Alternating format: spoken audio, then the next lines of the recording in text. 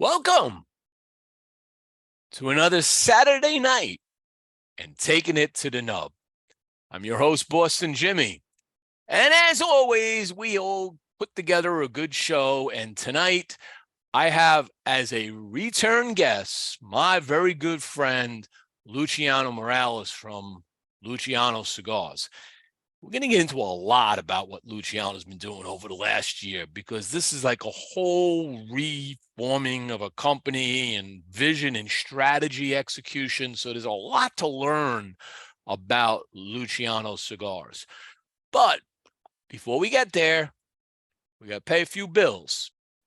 This episode of Taking It to the Nub is sponsored by the Box Press Cigar app, the ultimate cigar smoking experience. Box Pressed, you can easily catalog cigars with your own virtual humidor, quickly rate and record notes for any cigar using the smoke session feature, receive intelligent cigar recommendations based on your personal taste profile, and access exclusive discounts from top cigar brands. You can even shop your favorite cigars directly in the app, then automatically sync the order to your virtual humidor, plus so much more. Download Box Press today by typing bxpr.sd/install into any web browser and discover the world of cigars like never before. That's bxpr.sd/install. And today's show is brought to you by All Saints Cigars, a company founded in 2019 and headed up by industry veteran Mickey Pegg and his two friends, Martin Corboy, a successful restaurateur, and Frank Leo, an Air Force Academy graduate military veteran. As Mickey explains it, they were all sitting down, talking and smoking cigars, and finally they decided that they would do this thing together. It was time. Mickey said, "I decided if I'm going to work hard at it, it should be something I love.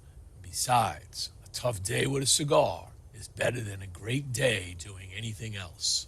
Soon after, they began the process of launching All Saints Cigars, jokingly referring to themselves as the Holy Trinity, St. Michael, St. Martin, and St. Francis.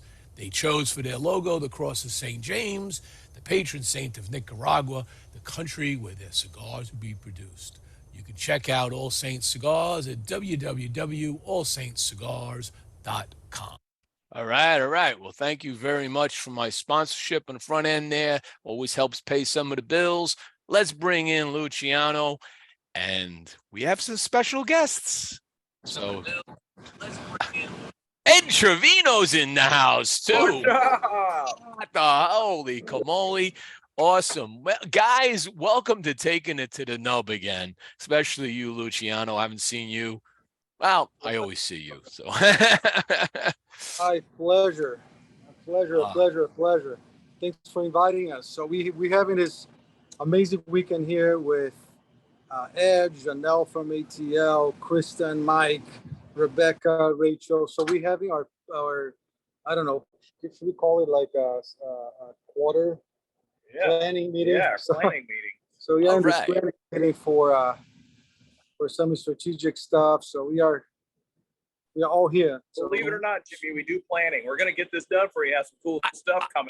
I don't know if you heard my analogy. I don't know if you were listening to me. I said you guys are doing strategic stuff. We are. We have a lot to break down in this show, because Luciano Cigar Company is more than just cigars with a brand name on it. It is a lot more now to this company. And we're going to try to break it all down tonight and let people really understand the journey that you've gone on and what you've now created in this premium cigar industry. But before I do that, what are you smoking? Oh, that's a good question. That's a great question, man. So it's a fun story, Jimmie. So I keep bringing new stuff that we are working on from the factory to the house. So usually when I'm not using that new stuff, I just put in one of our humidors here, and then I challenge myself and everybody to just pick whatever it's there in the humidor and tell me what that is. So basically, that's what we're doing. We just grab random cigars from the humidor from one of the projects that was in progress, and decided to smoke now and get some feedback from different people. Well, this used to be one of those type of cigars. That one of the original ones, huh? Somehow I remember a story about this, and yeah, it's very fine smoke. You know, the other day, I think you put out a post that basically you made a statement which I think is important for the show here, because you were saying that you discovered the profound beauty and inner strengths that reside within resilience. You talked all about resilience. And let me tell you something. I can appreciate resilience because I did something like this, and I mean, I didn't stop. People kept trying to tell me I wouldn't make it. I had those that supported, but you know what? It's resilience. It's indomitable spirit. It's just keep charging forward to your vision. Talk to me on your view of resilience, the passion on this. Just last night, I was having a conversation with Chanel and Rebecca about not just resilience, but actually how, for some reason, part of our mental structure, emotional structure of us as human beings, of humanity, is pain is a very important part of our inner beings. So we need pain. When I say we need pain, it's not that we should search for pain, but pain is a reality, for many people. And it comes in different ways. It comes sometimes through seasons. It comes through a health issue, or comes into a business issue, or comes through, sometimes, undesirable outcomes. It could be so many things. But how you face this reality, it's what defines a human being. It's how you react to pain. It's how you face challenges. And that reflection that I posted, it's a real reflection of my life as a whole, but definitely a story of the past year of so many struggles. Like we had my wife going through a cancer treatment, and we had different challenges for the company. We had new goals for the company. We had setbacks on things that we are planning for a long time. But it seems like the resilience is an extremely important component because of that resilience, many things that we thought would be much harder to achieve, actually it became very easy to achieve, because there's some sort of I know it's philosophical thought, but there's some sort of supernatural outcome that comes from resilience, that comes from resistance, and from continuity, and just kind of hanging in there. So we do the hard work, we do everything, and then sometimes it seems like things are so hard, and people just trying to fade away, or just trying to give up. It seems like when you don't give up, it pays off. I think that's basically what the reflection is about. It's about our realization that we won, and we strive, also because of the difficulties. The level of creativity it went to the roof. The capacity to face these challenges and turn them into positive was acknowledged by everybody in our team. So we all experienced that. Well, you said late last year, just before the beginning of 23 that you putting together a dream team, and you reached out to some of those in the industry that you have great respect for and brought them on your team. People like Peter, brought him in from ATL, right? And you forged two things. You brought in a phenomenal individual, but you also forged a relationship with the ATL Cigar Company. You launched one of your best cigars, the Maria Lucia, dedication to your mother. It was a lot of soul searching, I'm sure, going on in your life with everything you said, and that helped maybe get you through that you did something. An awesome cigar.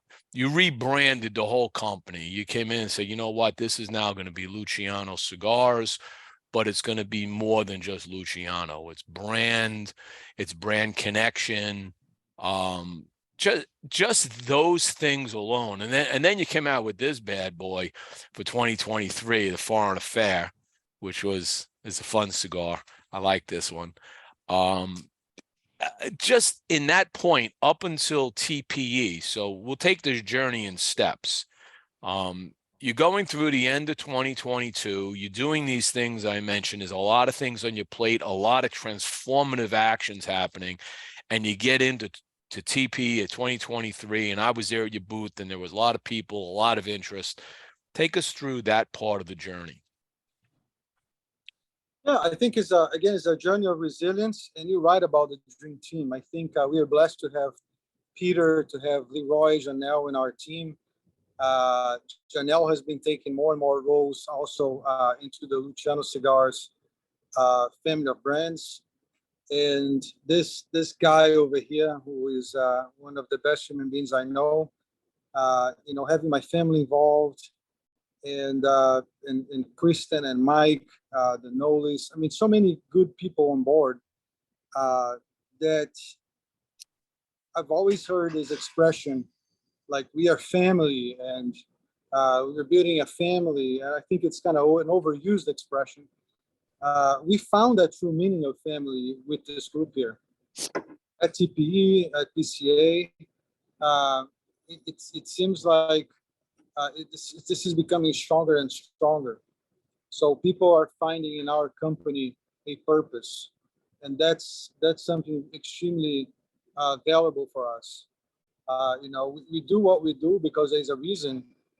There's something that's greater than any of us separate, which is the values that we stand for. The fact that we build a company based on really caring about everyone that's involved in the process. Yeah, you look at all the hands that touch this. And for those that may not know enough about Luciano Cigars, it's a vertically integrated company. It has tobacco fields, processing facilities, factories, cigar brands, relationships that have been built over the years. And you once, talked all about taking care of farmers. Years ago, you and I have had that whole campaign around helping farmers. And that's who you are. How's that all played into success? As you said, is that all just built this family of people that all feel they have a contribution into that which we're enjoying. Hey, listen, my old man was actually a Baptist minister, my grandpa. He always said that to me. He said, relationships are worth way more than money. And I think I've experienced that in my life in many ways. From the farmers to the rollers, to our sales team, to the management of the company. I think everybody's on this boat because of relationships, because they believe in what we do. And I think that caring for each other pays off, right? So we don't do expecting things in return. but things comes our way, and in this time it came to the collectiveness, not to me. It's to You're everybody. absolutely right, because even the thing that I recently did, we did this, ended up being for charity, raising a lot of money, but I got so much personally out of that, soulfully, okay, when it became bigger than what I ever imagined, from the reaction of individuals who had friends, family, co-workers on the spectrum, and they would come out and they would tell me their personal stories. I kind of felt like your pop, as a minister, turning my collar, listening to people tell me their very deeply personal stories. And it really hit me that we're doing something good. And then when I realized what we ended up raising, I said, I kind of like this. I'm going to go into retirement. I think I'm just going to figure out ways to be philanthropic and just work it to help people, because the joy I got out of this, and the joy of climbing a mountain and knowing that all of these people were behind me. The thoughts of these people kept pushing me to higher heights. Every time I thought I remembered that this person put in $5, this person contributed $10, that little bit, and I go, I'm doing it for them too. They believe in me, and you get pushing. And when you get people that believe in what you're doing, it drives you. And I know you personally, and that it drives you forward, and you want to make it good for those around you, and those that are part of all of this. Yes, you're absolutely right, man. I think that's who we were meant to be. It's part of our calling as humans. We are social beings, and we are actually made to live together as brothers and sisters. And when we fulfill that, it's a game changer. We feel accomplished. That good feeling that you have, it's because you meant to do that. Yeah, I had a calling. I had a calling to go do something. I did it. I think Jimmie is too. It's like when you have people that share a goal and have a common character and really want to take care of people, be around good people, and really focus on things that may even be a little different than what society tells you is the right thing to do within, companies or structure or business, or even how you carry your day to day. You have good people that are in place, and just because you're a good person doesn't mean tough things don't happen. And we all know that. We've all been through some really. It's always tough challenges in front of railroad tracks. Yeah, but as Luciano was saying, I mean, those challenges, when you look at those things that come across in life, which they undoubtedly will, you oftentimes realize that those are the things, when you look back, that actually made you stronger. How many times has a door closed only to reveal an opening, which is so much better than what you were in, and you needed maybe that little push to kind of move into something that's actually going to be able to help you flourish and grow in a way that you never would have before without taking that step. It's hard to change, Jimmie, and when we're out there doing these things and seeing these things come about, or difficult things come about in whatever situation you're in, man, when you come out of that, you are so much stronger. And when you have a whole team of people that are like that and want to win and move forward, it's a wonderful thing. So when you all gelled together and you had this new company starting to move, and you're at TPE, I think I talked to you after TPE personally, but just kind of for the record, TPE was a good show for you? Yeah. Oh yeah. Yeah, it was a good show. We actually had quite a presence out there. Though I think the hardest thing, if we're honest, is that we had a 10x10 booth, and I think we had a bunch of people, and they're all excited about it. And I'm not a small guy, so trying to fit us all in the booth. Yeah, it was. So, you guys were cramped. But we were moving, man. I'll tell you, the whole time. It set us apart in a buzz for our first trade show out there on our own, with our own distribution. We came out with a cigar that was undoubtedly an amazing cigar, the one you're smoking now. And man, we just went really deep, and you could see the passion. You could see the family aspect. You could see that we were out there because of the fact that, Luciano has a vision to create something amazing, and his character just brings people together that are just great characters. people. And man, that is so unique and cool in this world. So great show from just the sales aspect for sure. I mean, that's what I look at as a sales director, but then beyond that, great show for growth, a great set us on the trajectory for coming into PCA, which was just massive, and then the presence was great there too. And it's been kind of a ride, man. It's been hard, but it's been a lot of fun. Well, then you took from TPE, and I'm going to go through the timeline in my head. From TPE, then you went into in June timeframe, you announced a distribution agreement with Delay. I'm probably saying that wrong. I don't know if I said that. Delay. All right. Yes. Talk to us about Delay. What is Delay's cigar and all about, and why a distribution agreement? What made that distribution agreement be the one that you wanted to have? It's very simple. Dalai has been a partner of our company for almost 6 years. So he's been distributing our products in Germany for 5 years. Dalai is a veteran in the industry, almost 30 years in this industry, super respected in the entire Europe and the United States. A lot of people know Dalai here as well. He's someone that probably today is on the, I don't know, maybe the top 2 best distributors in Germany. And he's not only became a very good friend as he prioritized our products there. We've been growing in Germany tremendously. And one day I'm there doing events. I committed to this guy about 3 years ago that will come at least twice a year.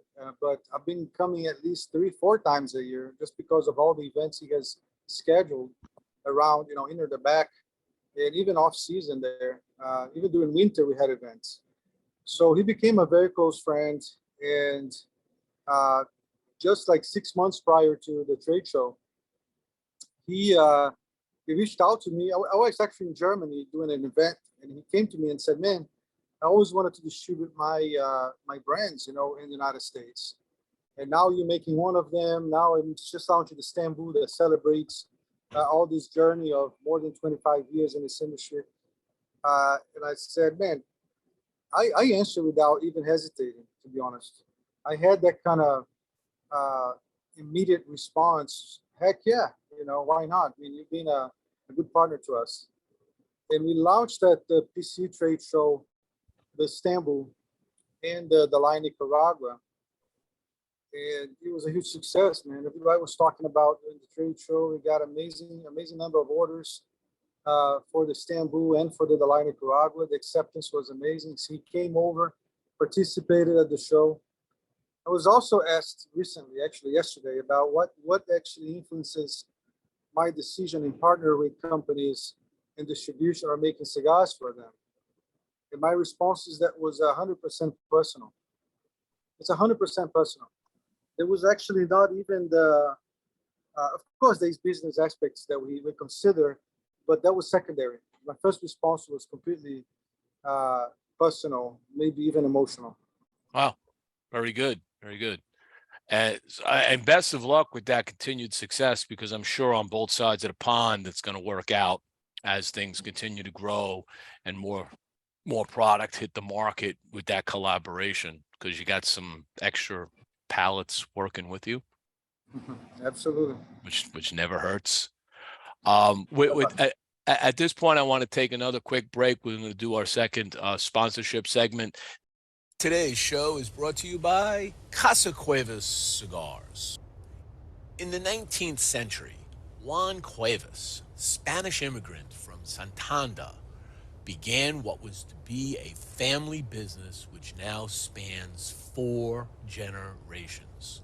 Like others fortunate enough to live and work in Pinar del Rio province of Cuba, Juan commenced cultivating tobacco, turning it into a successful business.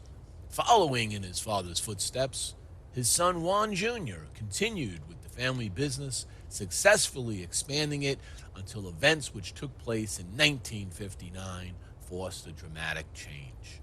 Years later, in the Ciabo Valley of the Dominican Republic, Luis Cuevas Sr., Juan Jr.'s son, carried on the family tradition of handcrafting fine cigars in the the family's cigar factory, Tabacalera Las Lavas.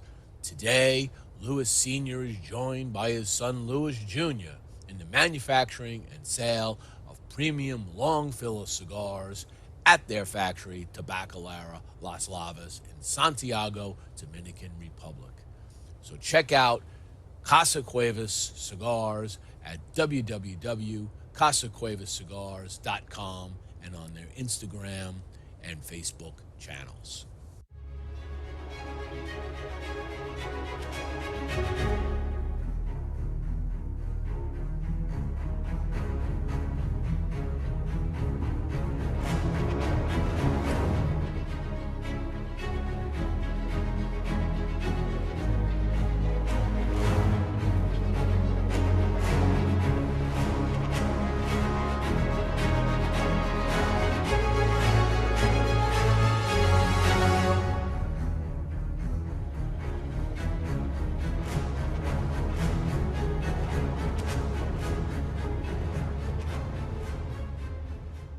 Before you light your next cigar, be sure to check out Cigar Medics, the makers of the patent-approved humidimeter.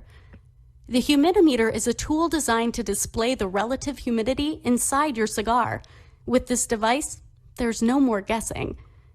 Simply insert the probes into the foot or cap of your cigar, and you can instantly know if your cigar is ready to be smoked. Buy now on cigarmedics.com and see site for other cigar accessories. With the humidimeter, you'll know when to hold them and know when to smoke them. And today's show is brought to you by Bocock Brothers Cigars, a new and active brand founded by two Honduran brothers, Bryant and Douglas Bocock. The brand zeroes in on those folks that are looking for easy-to-smoke cigars inspired by unusual circumstances. Very importantly named after their very interesting and imitable last name, Bocock. Right now, Bocock Brothers is featuring their signature edition, made at the A.J. Fernandez factory in Esteli, Nicaragua. It features an Ecuadorian Sumatra wrapper, a Nicaraguan Habano binder, and a Nicaraguan filler. Available in 3 popular formats, a Robusto, a Toro, and a Gordo. You can check out Bocock Brothers Cigars at www.bocockbrothers.com. And today's show is brought to you by Platinum Nova Cigars. Platinum Nova is a family-owned and operated premium cigar company. Only the highest vintage tobacco and the most skilled hand workmanship go into the making of each Platinum Nova cigar. This results in a timeless blend of art and craftsmanship. The Nova brand and the family's work are a tribute and an honor to their grandfather to always remember him and his infinite passion for the finest cigars. Their love for cigars started with their grandfather, a dedicated master blender and entrepreneur in the cigar industry. So the next time you're looking for that exquisite cigar experience, pick up a Platinum Nova. You can check them out at Platinum Nova Cigars, www.novacigar.com, and on their Facebook, Instagram, and Twitter channels. All right, welcome back to the show. See, Luciano's not back in a chair yet. You can unmute there if you can figure it out. There you go. Got it. Here we are. Every time I listen to my sponsorship advertisements, the ones I've done voiceovers on, the Platinum Nova one is fun because you could see I'm from New York because I say Nova. I realize that, yes, I am indeed. Oh, by the way, if anybody's wondering why the non-vegan hat on, Red Meat Lovers Club donated a big chunk of money through Smoke In for the climb. So I always like to give a little shout out to the group. They really helped with that too. So I think it's a cool hat. I wear this out to like my pizza place and like. Cool.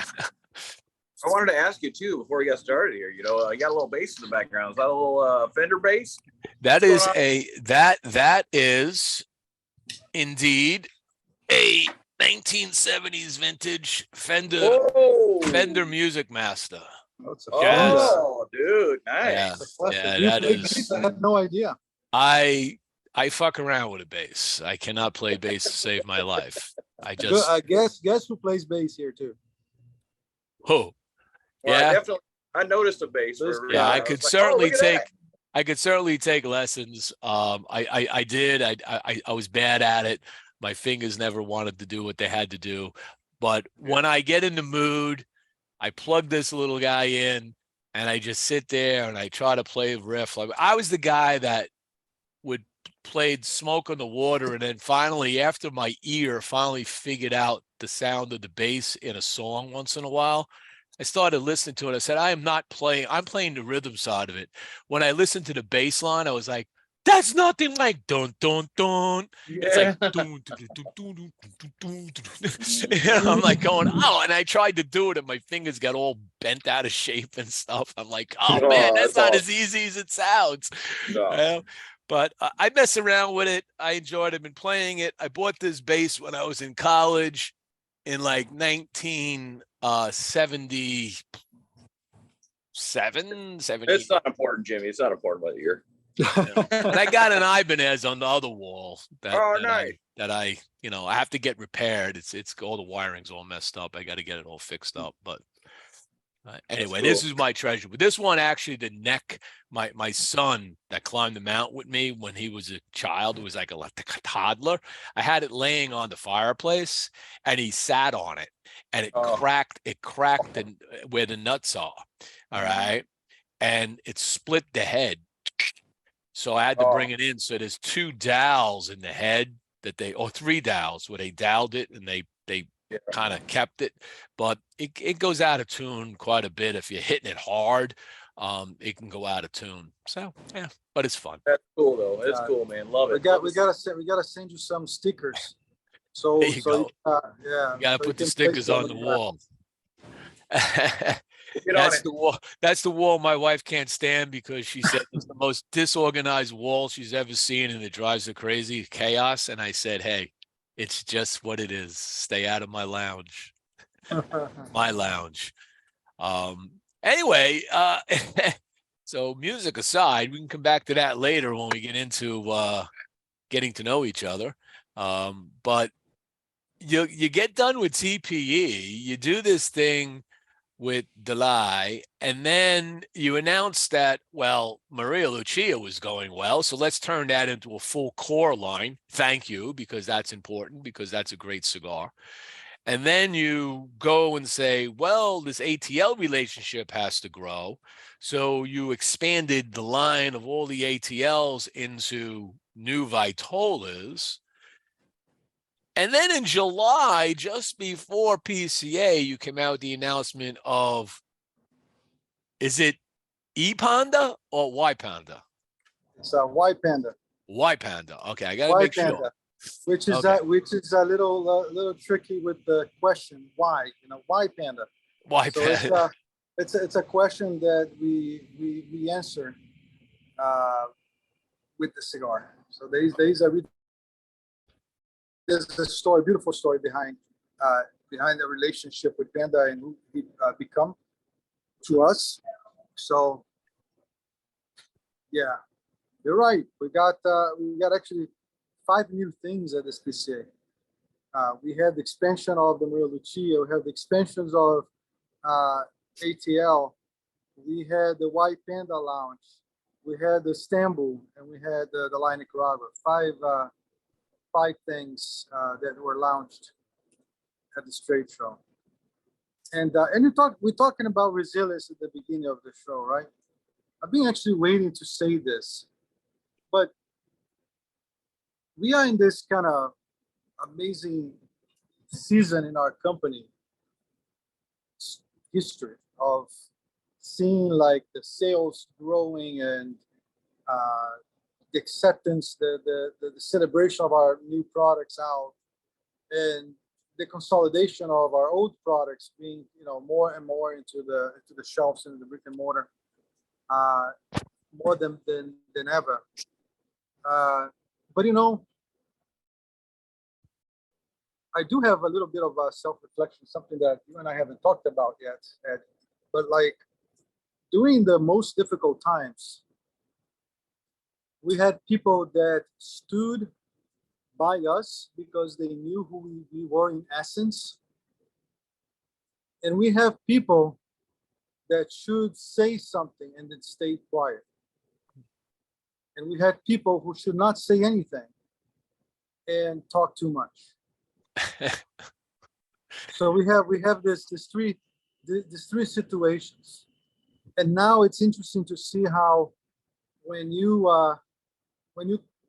come with the strength that we are coming, it's interesting to see that the same people coming back to us and professing, this amazing loyalty and stuff. I think also endurance allows us to, and resilience allows us to filter who is who and to value true relationships, which I posted that as well. But I'm looking for a positive side. So it helps us to kind of see more and more in the truth in people. Honest to God, I had people who used to call me a mentor that never gave me a one phone call. Wow. For the past year, people that used to call me a mentor, and at the same time, I had people who admire us from far, who stepped in and they said, "Guys, I love what you guys are doing, and how can I be of any help? How can I participate of what you guys are building?" So we have kind of both things, I had one of the media channels that actually professed that our company wouldn't last more than 3 months.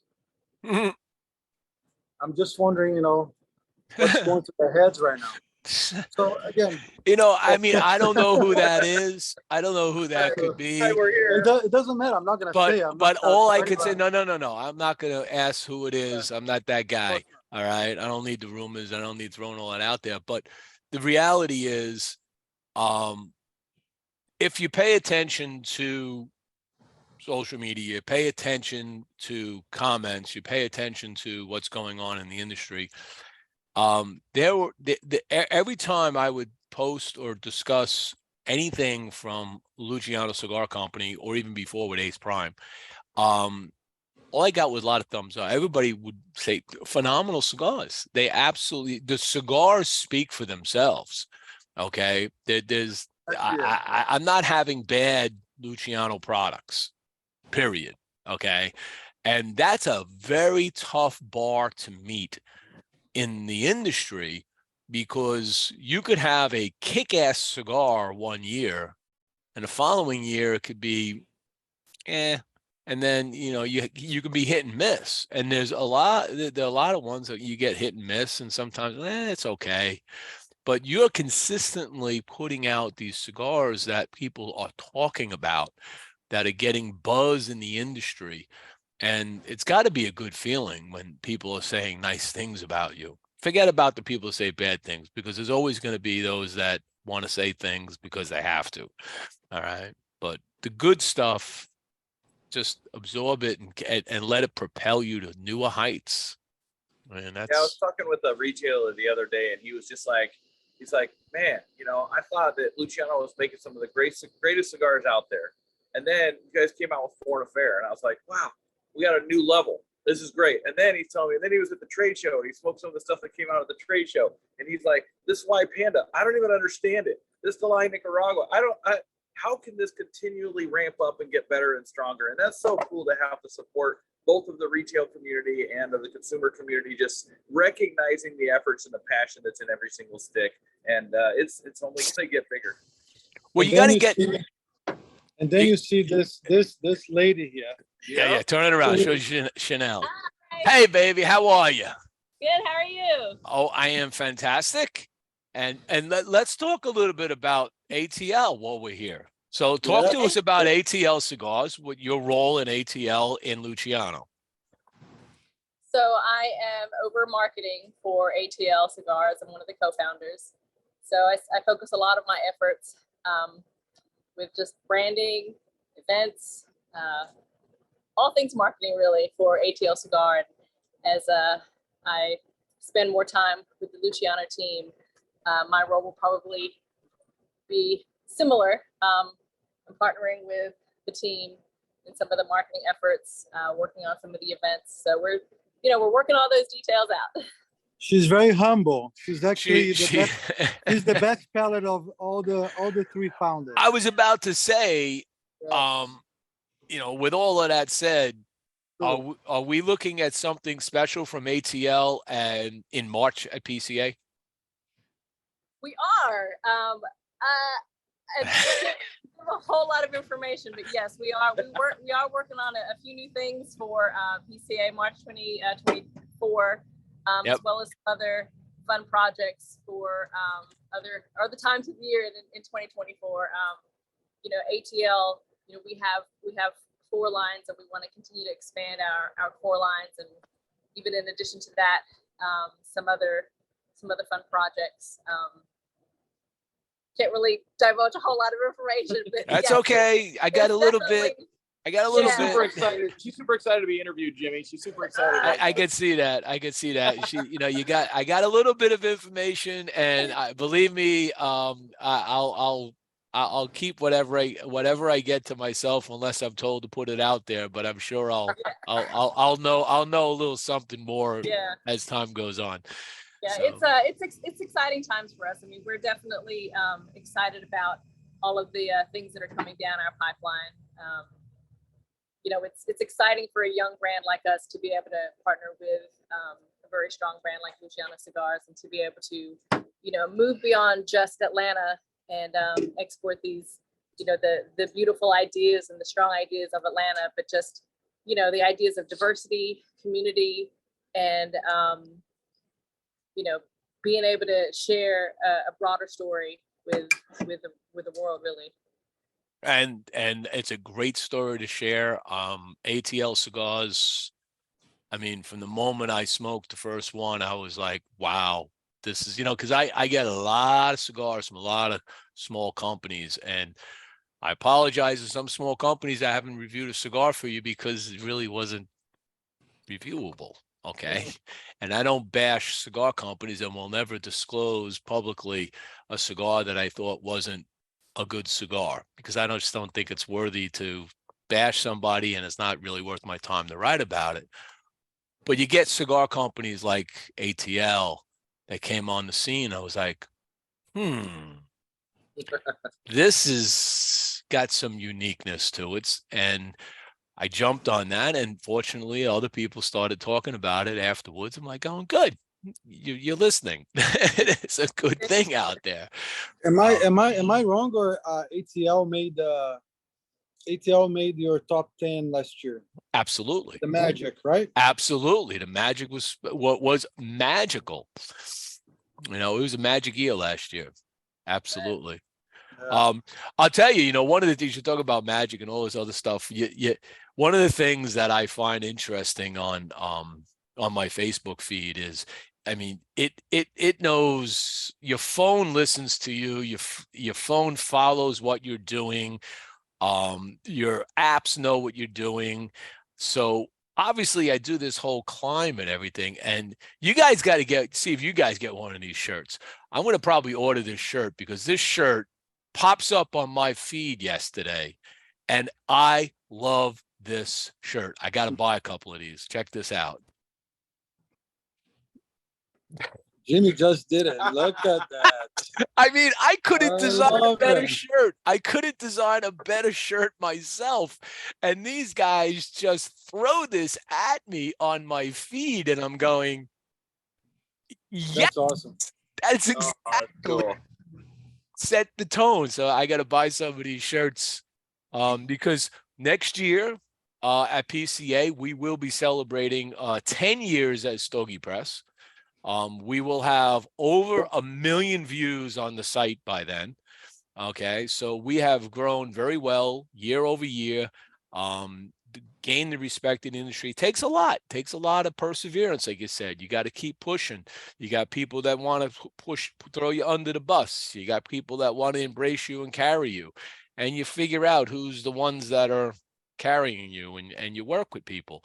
And I'm so proud that I'm going to be able to go there next year and really celebrate, have a really good celebration of life with everybody. as I approach my 65th birthday, get ready to retire. I got a lot going on next year. Get ready for it. I might have to work with some people to create a cigar because I have a magical year at 65, you know. I'm happy for you, Jimmie. That's super cool, man. And I'll tell you something, Jimmie. Some things that people don't know. You and I had an opportunity to meet in Orlando about, I don't know, 4 or 5 months ago. We sat down, we smoked a bunch of cigars. I think a day before was when Ricky was there too, and we enjoy a lot of cigars together. What people don't know, oh, look at that. What people don't know, what people don't know is that the reviews you make have so much quality. I think people know that, but they don't know your ability to really identify flavors and having like this amazing capacity to understand flavors and just reveal the cigars with so much quality, you know. And you know, and I, you know, sometimes I miss it with the audience. Sometimes people look at me like I'm crazy. Look at who's here. This is Mike the Greek right here. Mike the Greek, how are you, my friend? What's up, brother? That's a great shirt you have on. Isn't this a really good shirt? It's not bad at all. We got to get to the lapel pin. Hold on a second. Hold on, Mike. Mike, is it as good as this shirt? Oh, we're going to need that. We're going to need a couple of those over here at Luciano Cigars. Need to do one that Luciano just did it.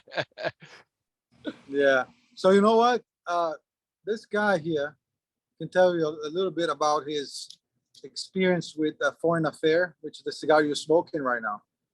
So I'm gonna let him sit here for a little bit. Is that okay? Sure, man. Bring Mike in, man. Come on, Mike. There Sit we down. go. Come on here, down. I'm here listening. There you go, my brother. So, Foreign Affair, talk to me about, because I like this cigar.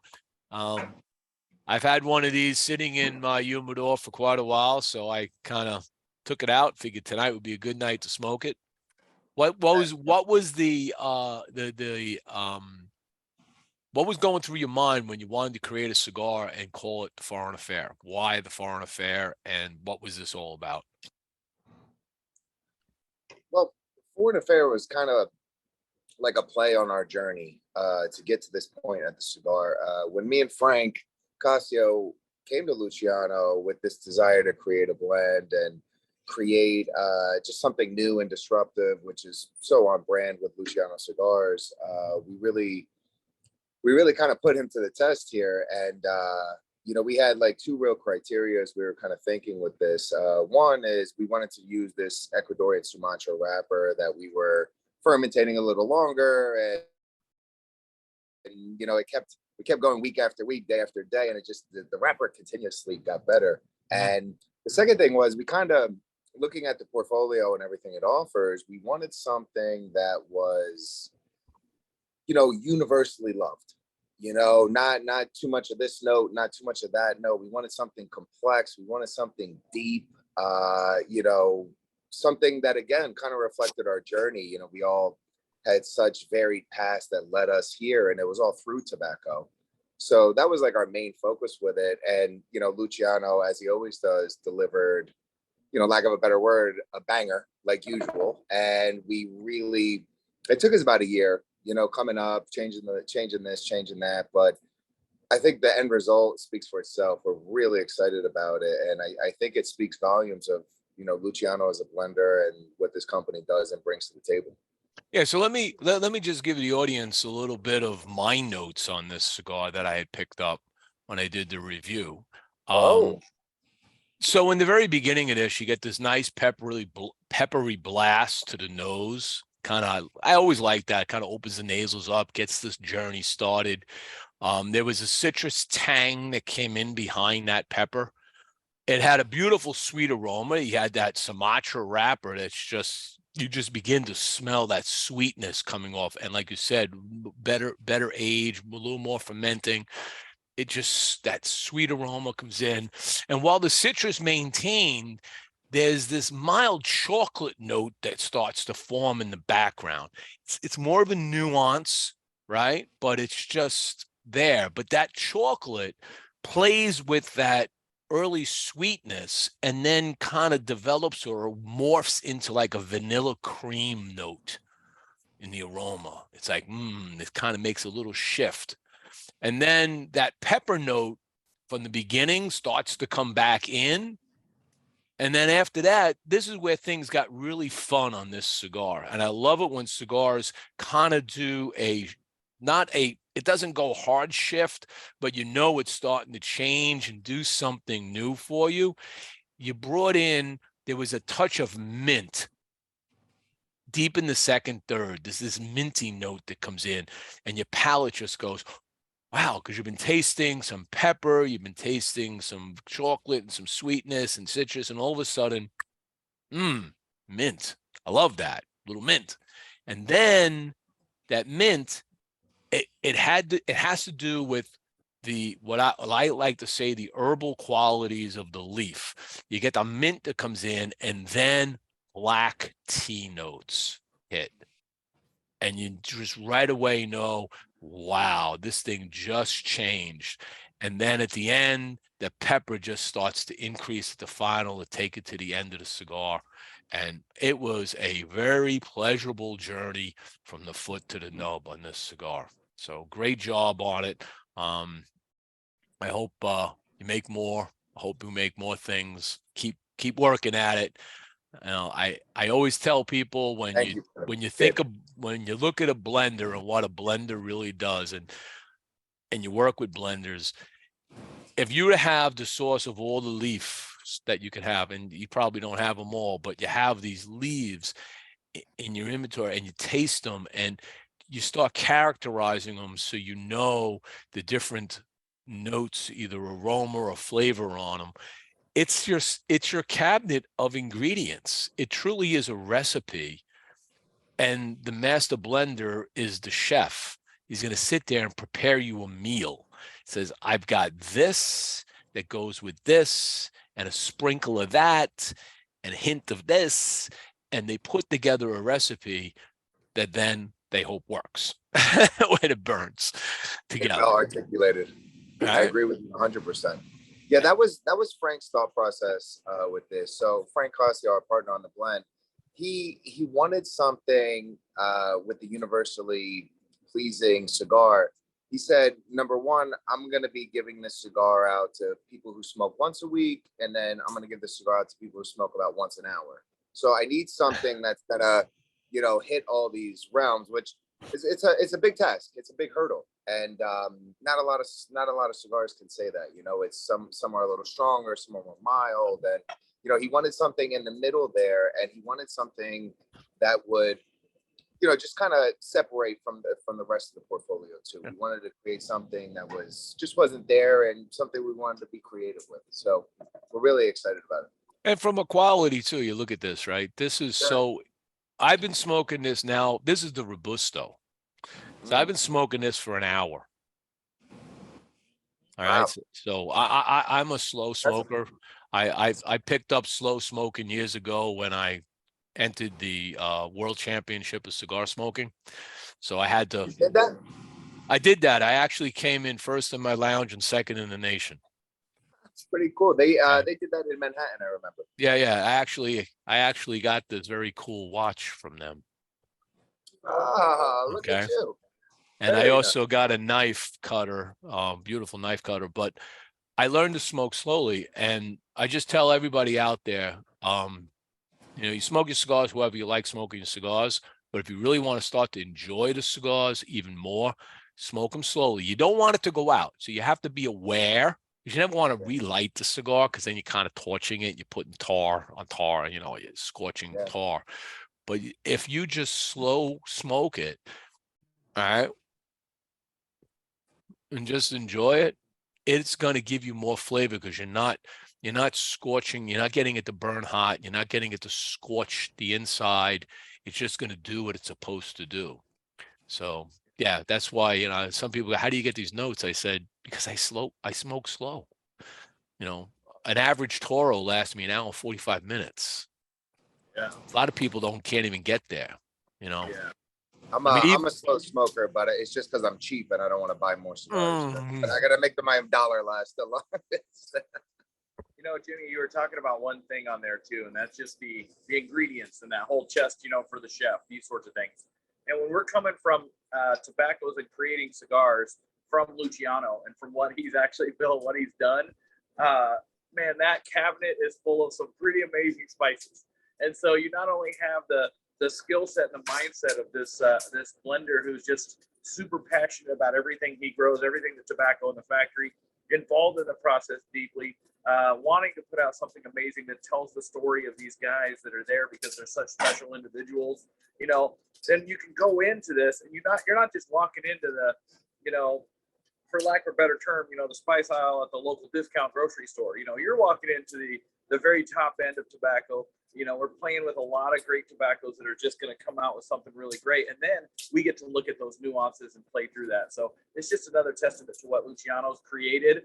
These guys working with Luciano to figure out something. And as a sales director, I'm super happy Foreign Affairs on our portfolio because, man, it's just going out great. But there's a huge testament to what Luciano has built in this. being part of the Luciano family, you guys, and you have access to this really interestingly good leaf that exists in inventory or access to, what are like your top 3 leaves that you really enjoy out of there? Well, obviously the Ecuadorian Sumatra. Mhm. What I like about the Ecuadorian Sumatra, it's like the pre-industria, the fermentation. It's like a fermentator's dream because you can do it for a short amount of time, and that creates a certain palate, and then you can extend the fermentation. And not all leaves are made to be fermented for a long time. They'll But break this down. one, you can do it They'll break down if you're not careful. they lose their luster, they break down. But for some reason, with this Ecuadorian Sumatra, we get, you know, we could do it for 2 years. That creates a whole new palette or a whole new flavor set, and it's really fun. So that would be my number 1. Do you have it? Because I have my second one if you want me to. Go. So the second one I really enjoy is the San Andreas. So Okay. the San Andreas he gets from a farm in Mexico, obviously, and it's also, again, the fermentation process. You could do it a shorter amount of time, which we usually do around 18 months at a lower temperature, and this will produce a certain palate. And then if you do it again for 2 years, or maybe we're looking for more of a punch or a kick, so we'll do it for 12 months. It really, like, the fermentation to me is the most unique part of the process outside of the blending. So let me ask you a question about San Andreas, because I do enjoy San Andreas leaf. So over the years, I've seen that leaf become the leaf everybody wants, right? Used to be broadleaf, now it's like San Andreas, and I always love the toothiness and the oiliness of a good San Andreas leaf. But there are times I see people send me a cigar, it's like San Andreas. It doesn't have a lot of tooth to it. It's less oiling. What causes that? Is it the leaf to begin with didn't have the stickiness to start with, or the fermentation somehow, or the curing of it remove some of that toothiness, that oiliness? What causes that to happen? Well, I can only speak for myself and what I've experienced. One thing I noticed is that the San Andreas wrapper is stereotypically oily. Mhm. So if you have a very dry binder, maybe that sucks the oil It's out, and then bringing it it kind of into mellows out the San Andreas. But let's say you have a Brazilian Ariparaca, that's also oily. So then now you have a real toothy cigar, and they're like, "Oh, it's a San Andreas wrapper," but it's like, "What's the binder? What's the filler? Is it a double binder?" You know. Mhm. So I think that and again, this is my opinion and my observations, I think that has a lot to do with the blending process. You know, if again putting a drier binder, or sometimes they'll put in the filler. So I think, in my opinion, that's a lot of the counteractions with the San Andreas. What about you, Lee? Give me head. Yeah. I really like that Pueblo Nuevo is coming out of Luciano's factory. It's just so flavorful, so rich. I just dig that tobacco. So that's gonna be I the said top. Lee because I had Lee Trevino on my I head. know. Sorry, it's I like know. I'm talking about your grandfather, probably. I so wish I was related. I wish Cadillac golf game would be better. For I don't know. sure. It was just in my head. I had this question about to ask, and then I've it had popped it so out. many times. No worries, man. No worries. But yeah, that's just such great tobacco coming out of the Pueblo Nuevo farms and super tasty. I think we get into tobacco though. It's definitely not the sales director's mindset of learning tobaccos and talking about that stuff. It's Luciano. Yeah. Well, I tell you, one of my favorite leaves other than San Andreas is I love Jalapa. I think that is just a fabulous blend to put in, especially in a fill or even maybe even in a binder. But so the time clock moves on and you go through PCA, and from everything I've heard, and I've spoken to you privately, Luciano, and I've talked to others, you had a banging show. Okay, PCA was good to you. God bless you. It's you've really brought in people, but you then secretly announced this guy.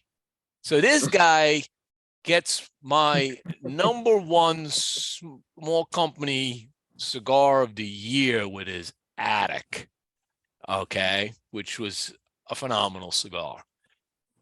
For those that don't know, this is Ricky Rodriguez. He used to be the master blender for CAO. He now has his own company called West Tampa Tobacco Company. And Luciano and Ricky have worked together now, and they've created something called The Maker. And this is for the, I guess, the My Old Kentucky Herf exclusive cigar. Okay, I haven't had this cigar, so I cannot comment on it. But with these we'll two, fix that, Jim. We'll fix that. With these two minds working together, is this gonna just be an exclusive, or is this going to eventually make it to a portfolio? Before he answers, I have nightmares of that bobblehead, Jimmie. So you don't need to show that again. I know Ricky. I love Ricky. I have nightmares of that bobblehead, bro. Oh, come on, man. Hey, man. Is it better to show this? Yeah, there you go. There's it. Sorry, we totally derailed everything. Luciano, my bad. Well, answering your question, Jimmy, no, it is. It was a one-time only project. That does not mean that we're not going to do it again. It's just that we had this mutual appreciation for Dwight and Shannon Atkins, the owners, the partners of my Fat Ash and My Old Kentucky Hearth event.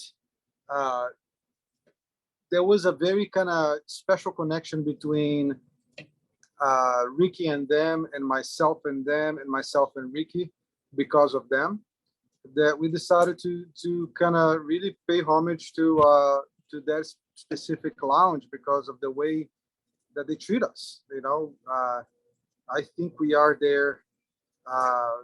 We're doing really well for the store over there, and we have this amazing relationship with these guys. So it was kind of natural. You know, it's funny when we described the whole project and into the press release, everything is accurate to the detail.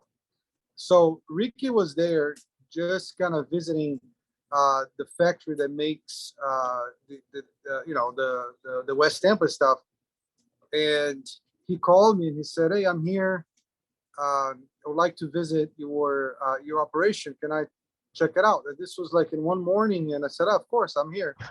So 10 o'clock we meet. He comes to the pre-industry and sees the tobacco, and he said, "Man, we should do something with this tobacco." You know, that's exactly how it happened.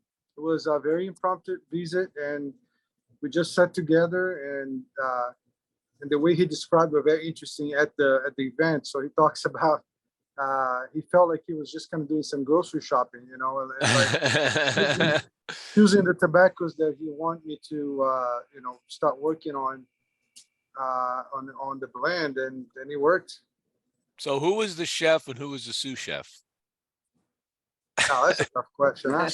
That's a tough question. That's a good Oh, question. So you never here's- got asked that so- question. I'll let Ricky respond, but I can tell you something.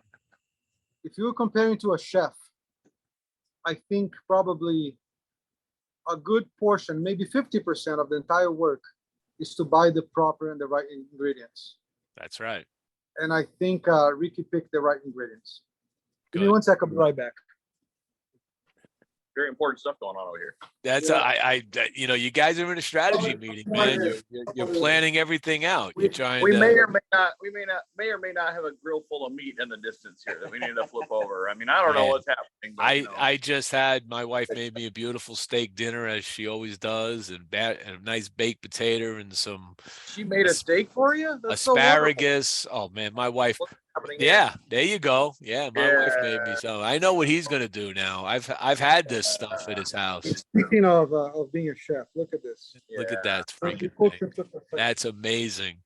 And with all the food that my wife makes, and I post all this food all the time on my feed, people still cannot get their head wrapped around how I've turned into this by eating Right. all of that. Yeah, it's pretty weird. And all I can say is it's portion control, people. It's exercise, okay, and it's weighing yourself 2 to 3 times a day. There you go. Just to know you're in the zone. When I was in Japan and I came back from Japan, I put on 10 pounds.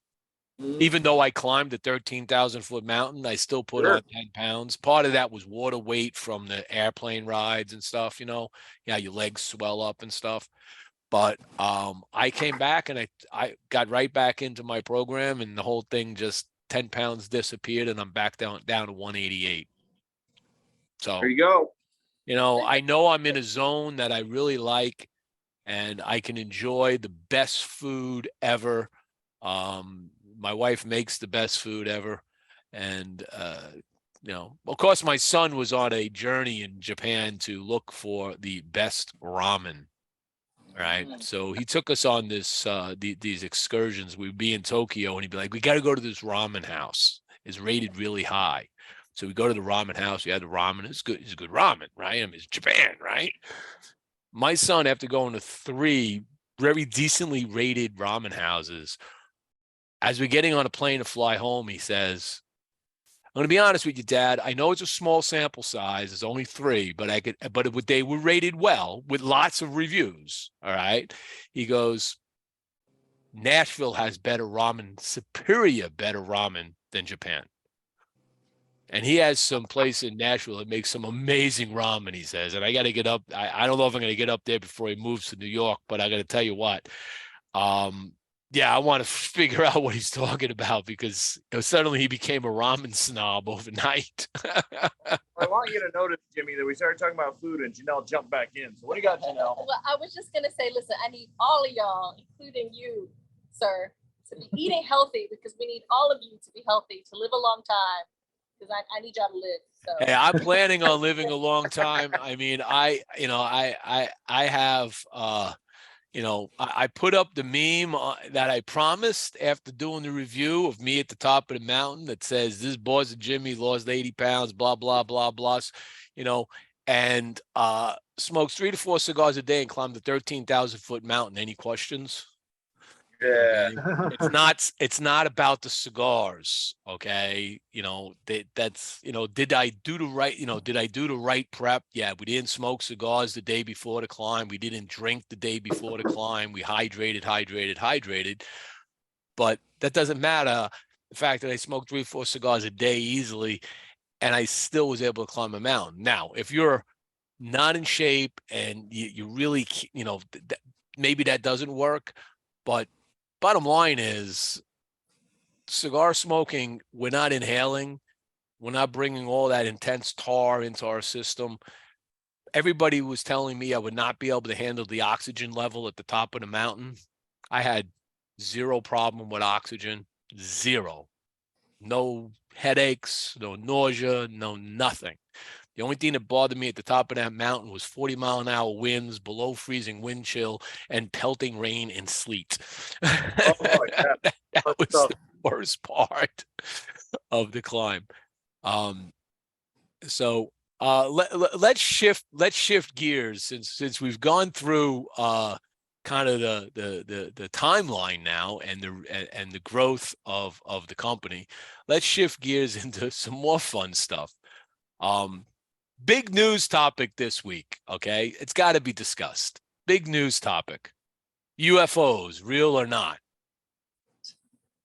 You guys can start. Somebody start. So I mean, did you read the excerpts of the hearings and stuff? And you kind of got the picture where the whole country's like buzzing now about, this is like the 1960s all over again about UFOs. I think so. Here's my opinion. I don't know about the UFOs here. What if you ask me if there's life beyond this planet? I think it would be very naive to believe that actually we are the center of the universe.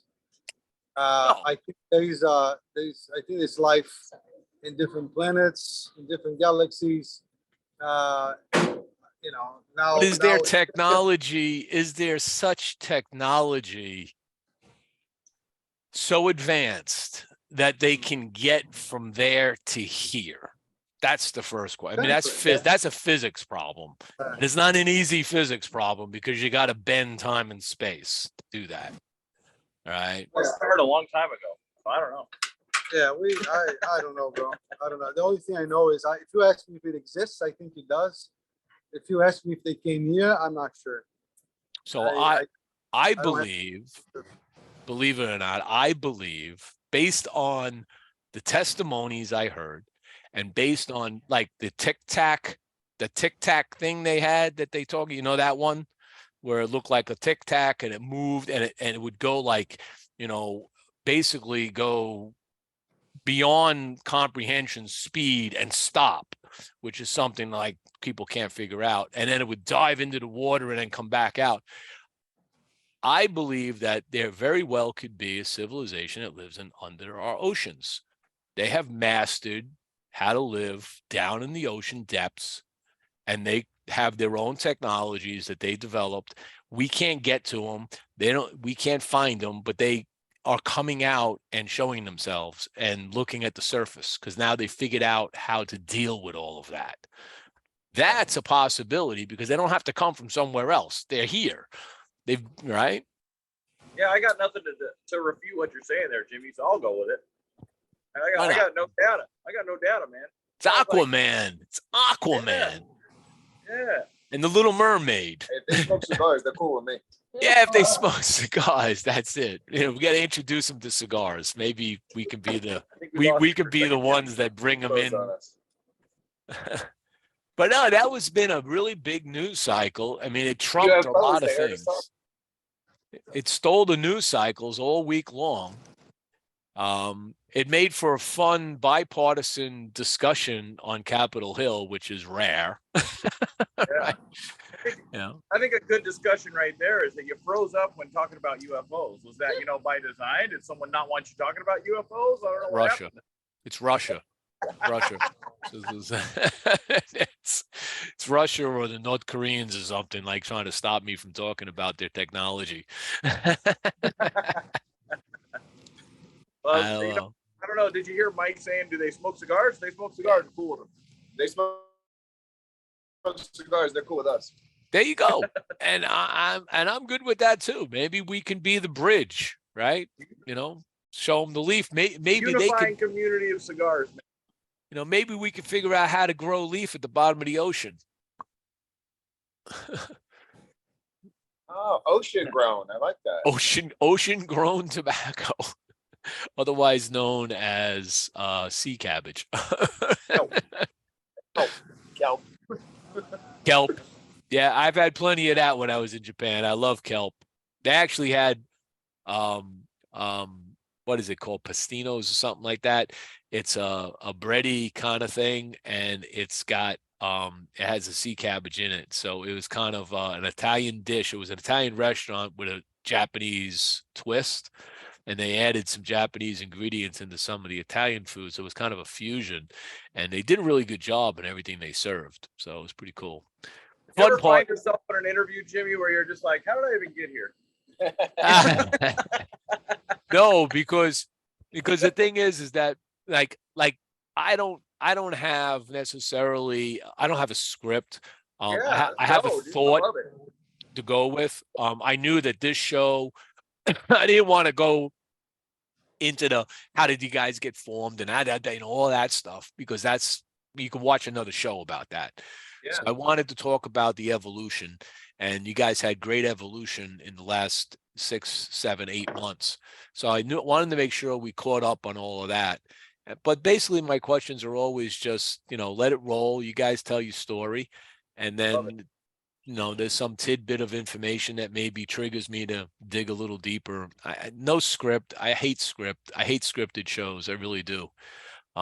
It's got to be more personal. Like I'm sitting there with you, just having a conversation. Yeah. Love it, man. I think we are blessed that we get to be in your show, and I have all these guests here at the house. We have this entire weekend, with plenty meetings. So I think it was a great opportunity to be. Where are you located right now?